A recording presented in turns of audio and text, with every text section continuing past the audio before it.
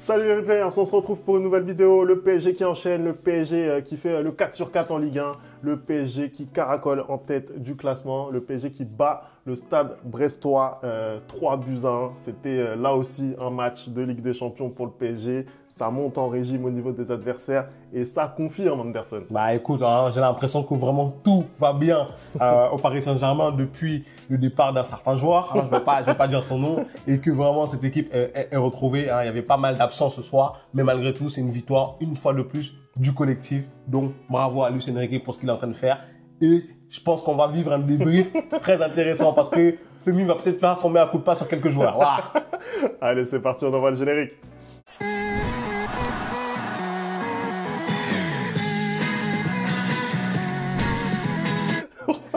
Pourquoi mea culpa?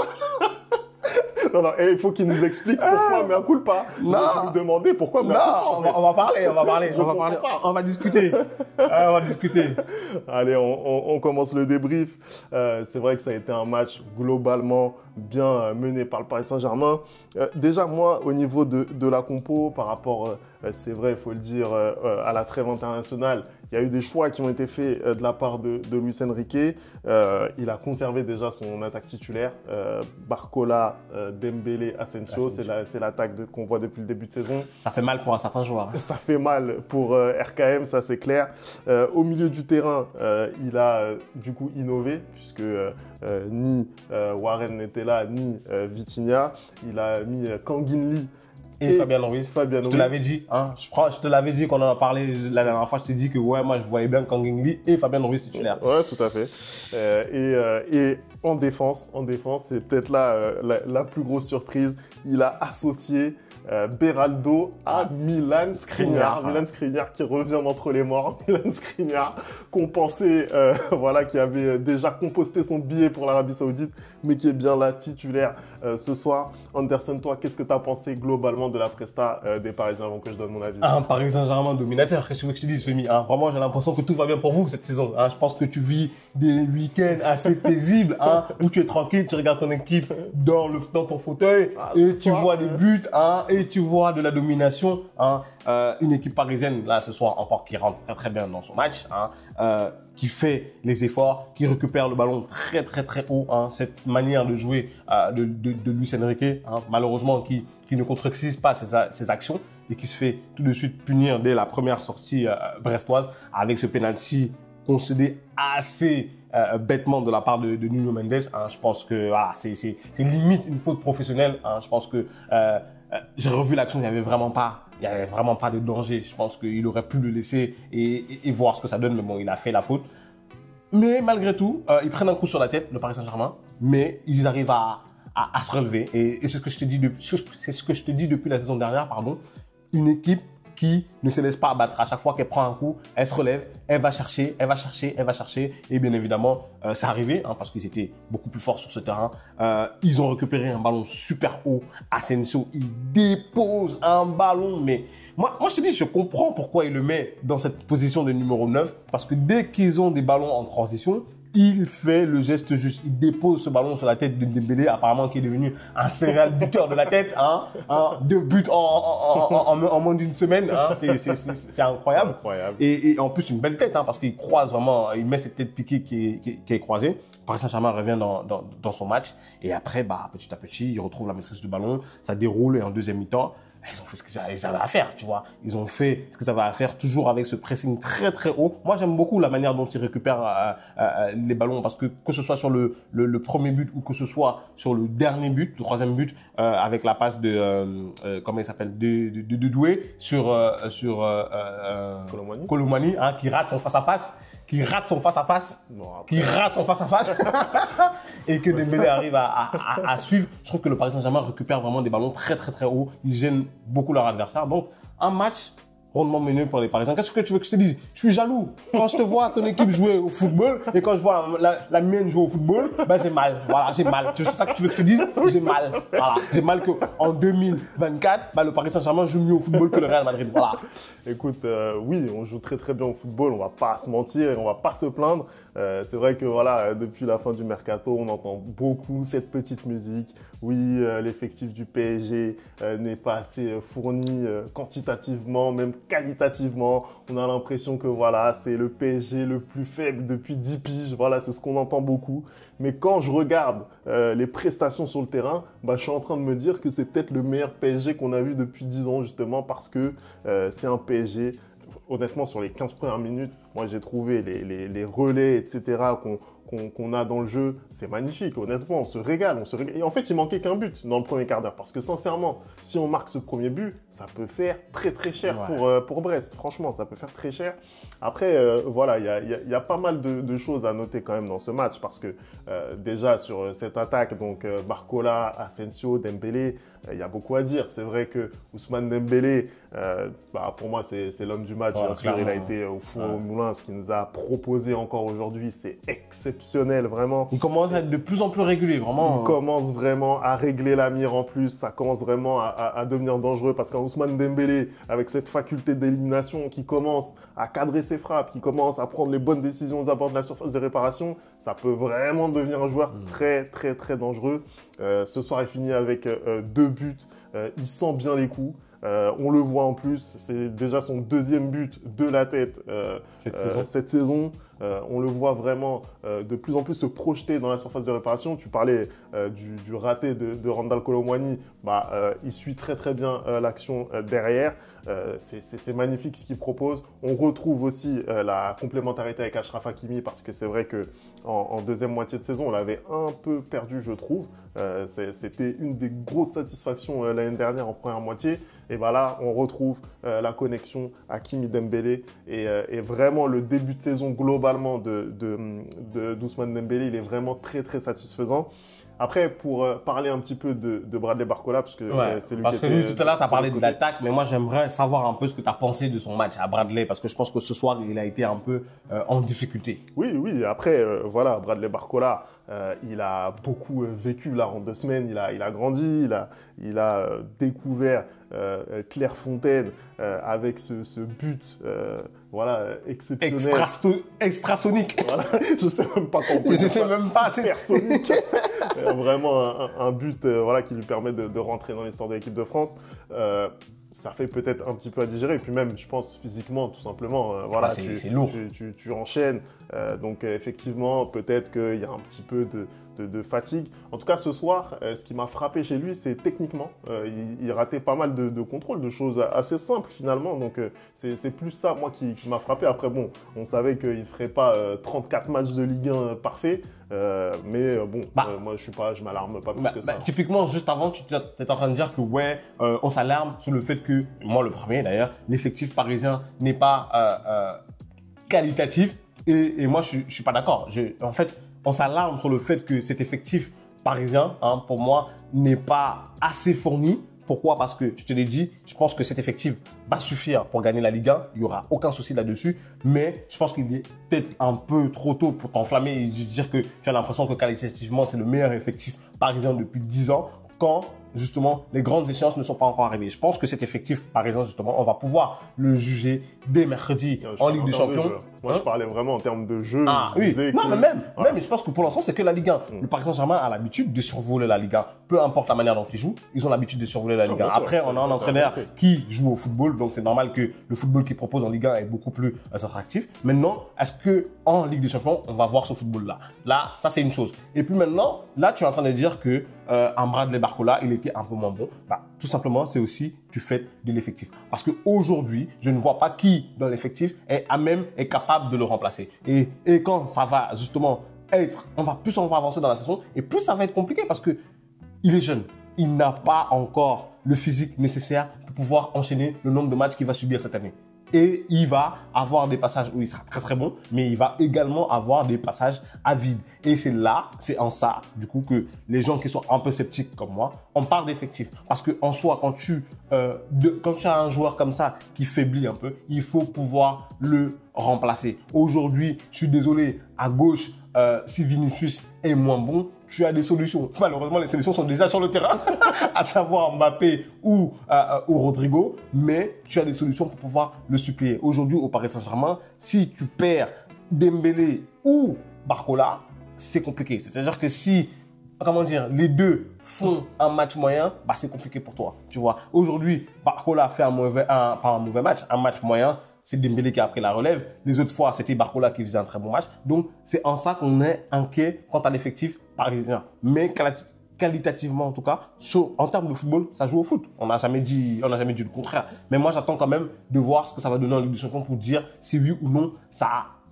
c'est meilleur que ce qui a été fait dans les années précédentes. Parce que moi, je me souviens d'un Paris Saint-Germain qui a quand même réussi à battre Barcelone avec un football qui était proposé excellent. Un Paris Saint-Germain qui a battu le Real Madrid avec un football qui était proposé excellent aussi, tu vois. Donc ça, c'était prouvé sur la scène européenne. Pour l'instant, ils ont prouvé en national. Il faut exporter ce football-là aussi en Europe pour voir contre les grands, pour te dire que ouais, vraiment, le football qu'on développe, il est qualitatif, voilà. Mais déjà, sur ce que tu dis sur le jeu, je suis d'accord avec toi qu'il faudra prouver en Europe, bien sûr. Mais sincèrement, même sur ce qu'on a vu en Ligue 1 les années précédentes et même l'année dernière, puisque c'était la première saison de Luis Enrique, même l'année dernière, je suis désolé, j'ai pas vu de matchs comme ceux que je vois depuis le début de saison avec ces circuits de passe-là. Je suis désolé, même l'année dernière, je ne les ai pas vus collectivement. On a vraiment, je trouve, trouvé quelque chose et ça commence vraiment à prendre forme.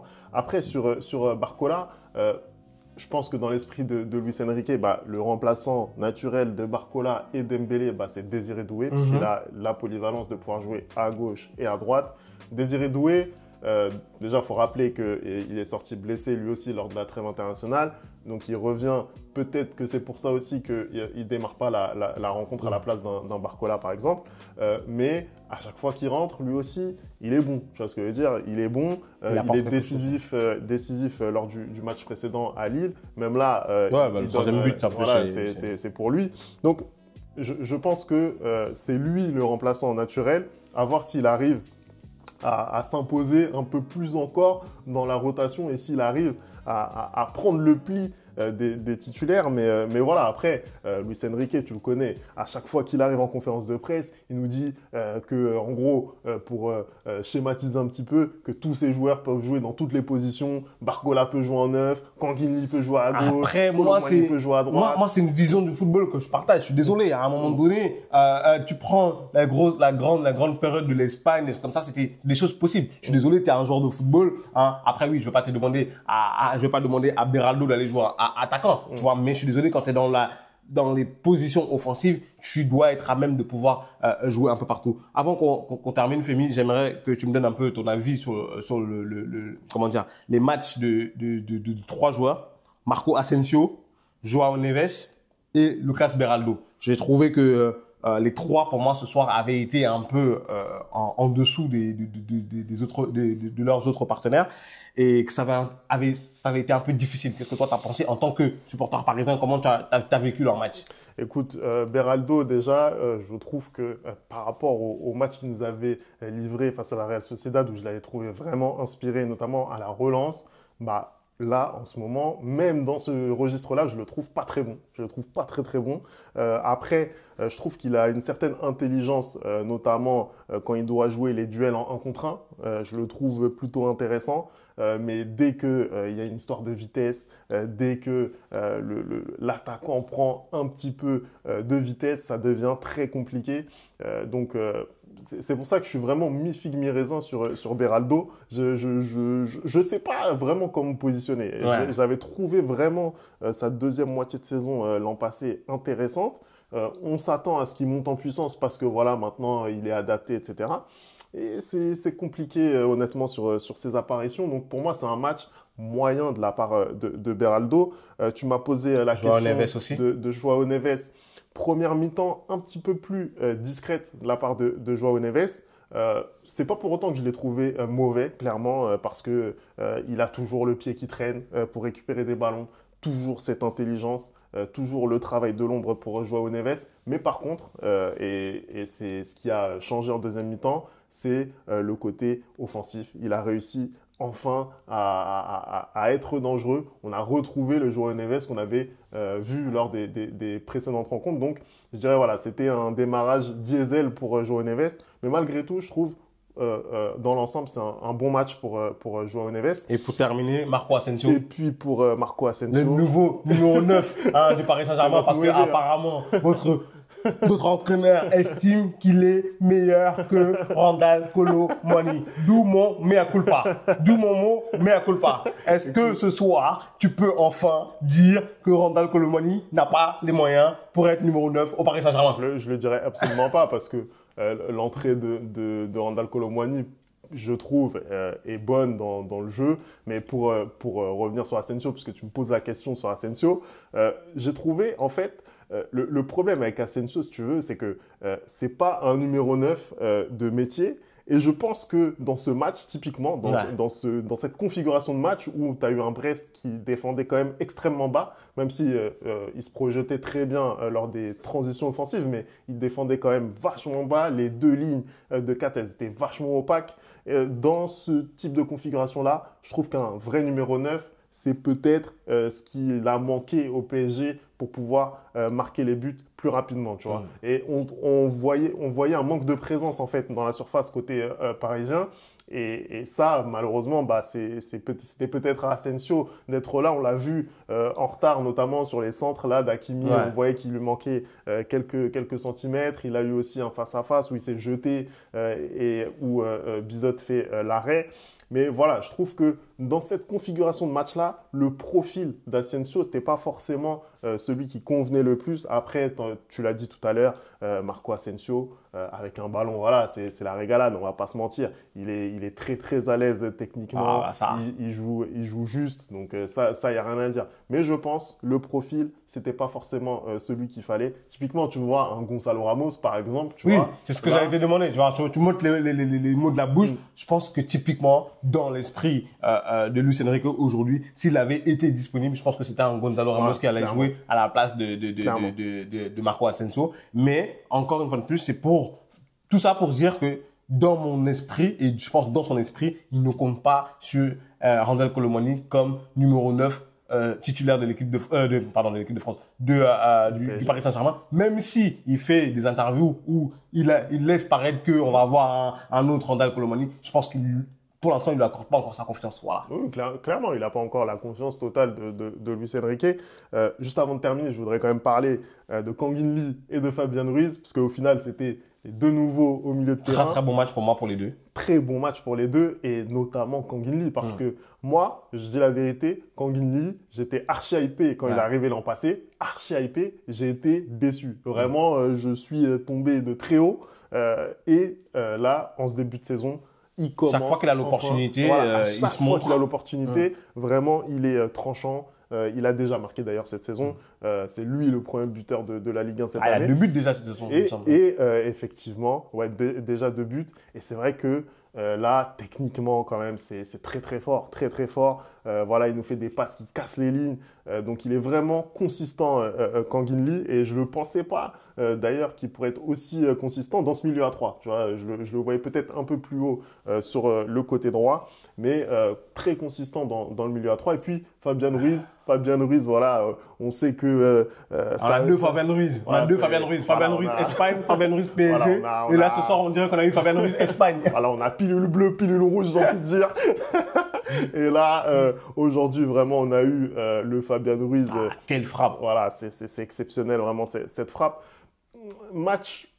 En fait, il a été bon, mais moi, c'est toujours sa vitesse qui me fatigue. Hein. Vraiment, je trouve que sur certaines phases, c'est vraiment Après, je pense qu'il n'a pas forcément besoin, parce que quand tu regardes un milieu équilibré, comme c'est le cas, par exemple, avec l'équipe d'Espagne, tu vois que finalement, sa vitesse ne pose pas à problème. Je pense qu'il faut juste savoir comment mieux l'exploiter avec ses qualités. Après, je sais pas, ça va être compliqué aujourd'hui. Vraiment, moi, j'ai l'impression que le milieu titulaire de votre équipe, c'est Vitinha, Zaïre Emery et Joao. Mais moi, je pense que Fabien Ruiz a de quoi titiller ce milieu-là. Il va juste falloir trouver comment le mettre dans les bonnes conditions pour qu'il reproduise les prestations qu'il reproduise en Espagne au Paris Saint-Germain. Parce que je suis désolé, s'il arrive à produire ce qu'il fait en Espagne au Paris Saint-Germain, c'est tout bénef pour vous, tu vois. Et je pense que comment dire, un Fabien Ruiz comme ça, à ce niveau, le niveau de l'Espagne, pour moi, ça saute un Zaïre Emery. Je suis désolé, il est encore beaucoup trop jeune pour pouvoir postuler à une place de titulaire dans cette équipe du Paris Saint-Germain.